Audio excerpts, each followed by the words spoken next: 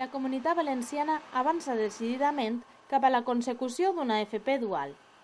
Amb el nou decret de formació professional, que estarà en marxa en breu, la Comunitat Valenciana va convertir-se en pionera a Espanya en la introducció d'esta modalitat d'ensenyança.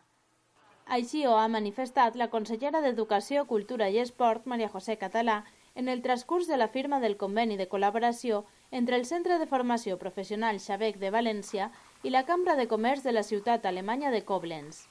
Per la nostra part, estem molt volcats en millorar el sistema de formació professional a la comunitat, en implantar quant antes el sistema de formació professional dual, sobretot per un doble motiu. Primera, perquè pensem que és la forma de reforçar el nostre teixit productiu, és a dir, dotar-lo de persones amb una competència professional vàlida i una mà d'obra qualificada, i per un altre costat, orientar el nostre alumnat cap a una inserció laboral real en el moment en què eixen de la seva formació.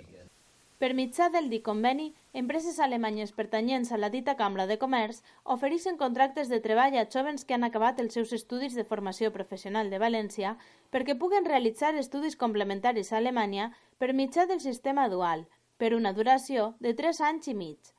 Y en este proyecto que hemos titulado Spain Goes to Germany y con el que hemos firmado el convenio con la Cámara de Koblenz, una media de unos 20 alumnos anualmente podrán ir a Alemania para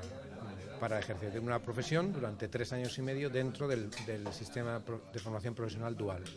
Un total de 14 instituts d'educació secundària tenen previst posar en marxa este model, en el que més de 200 alumnes combinaran formació teòrica amb pràctiques remunerades en empreses.